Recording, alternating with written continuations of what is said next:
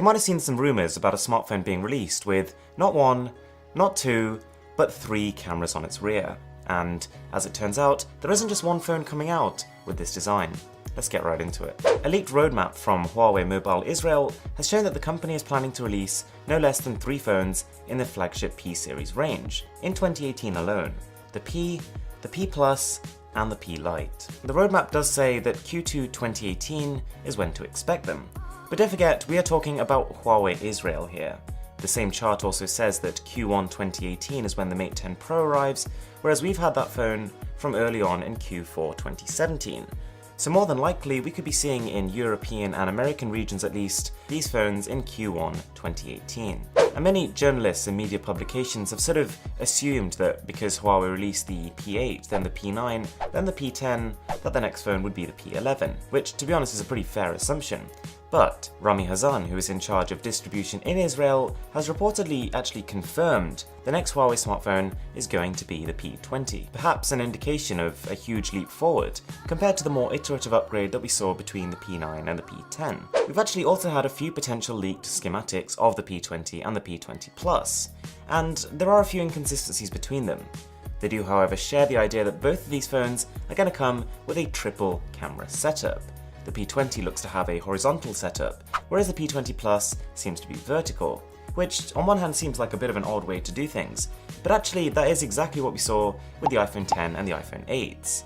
The slightly lower end, as it were, iPhone 8s had horizontal setups, whereas the 10 had vertical. So maybe this is just another way to encourage people to upgrade to the Plus model. Notice also that both of them are borrowing some design characteristics from the Mate 10 and the Mate 10 Pro. That iconic stripe that almost highlighted the camera modules in a subtle but really pleasant looking way seems to have returned. And that consistency does add a little bit of credibility to the leaks. Okay, but all of this raises one really obvious question.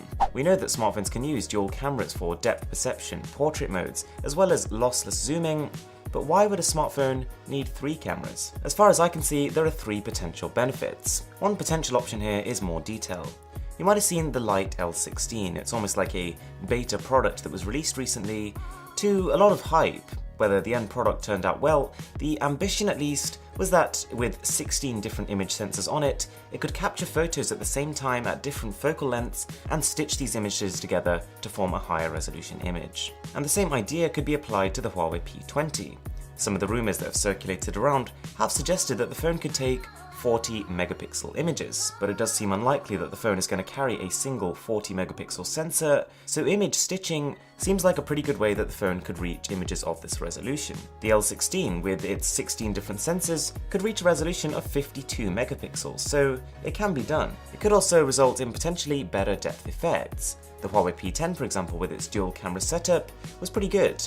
When you're taking portraits of people from a distance, they'd be quite convincing.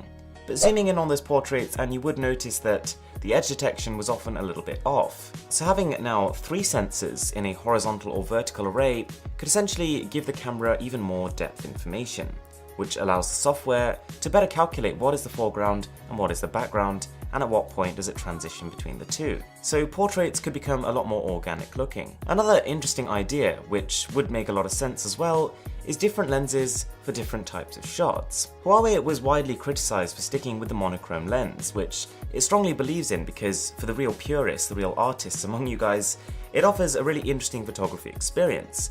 But at the same time, a lot of people really liked what Samsung offered with the Galaxy Note 8 or LG with the G6, in that it had a telephoto lens and a wide angle lens, which allowed people to click one shot and for the phone to take 2 separate photos, one capturing more of the background and one capturing less. With 3 lenses, Huawei could potentially offer both features. It could have a telephoto lens, a monochrome lens, and it could have the wide angle, which would give people a lot of flexibility when it comes to the types of photos they could take. We've also gleaned a little bit of information from the user agent profile of the phone, which is a document that the company has to file before ending up producing these phones, and this suggests a 1080p display. Bear in mind though that the same thing happened with the Mate 10 smartphones. The document reported a 1080p display, but not that the fact that only one of the Mate 10 phones actually had the 1080p, and that the other one was actually 2K. So I think it's likely the P20 will have a 1080p display, same for the P20 Lite, but the P20 Plus will give the company an option at least to stay competitive in this arena. Up against the Galaxy S9, the LG G7, HTC's next flagship phone, it's very likely that these phones will have at least 2K resolutions, so you can't really stick with a 1080p one on all the devices. But at the same time, offering this range to consumers and the option for a 1080p display also makes a lot of sense. There will be consumers who want those high-end P-series features, but at the same time who can't really tell the difference between a 1080p and a 2K panel, and would instead prefer the extra battery life that perhaps the standard P20 phone would have. Now, from these schematics that we've seen, which may or may not be 100% accurate, it's looking like the standard P20 phone is going to have about an 82 to an 85% screen-to-body ratio. Pretty high considering the phone also has a front-facing fingerprint scanner. The Pro looks very impressive with an iPhone X-like notch and a slightly squarer aesthetic to the standard P20. It looks like a phone very much fit for 2018.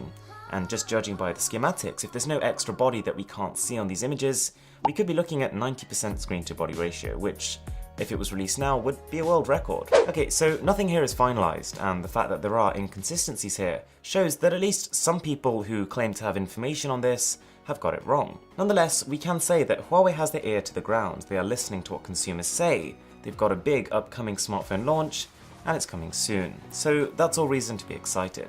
If you haven't already seen our video on the Samsung Galaxy Z or the Samsung Galaxy X, two other very exciting upcoming phone projects, check them out, I'll leave them as a card above. With that being said, my name is Aaron, this is Mr. Who's the Boss, and I'm signing out.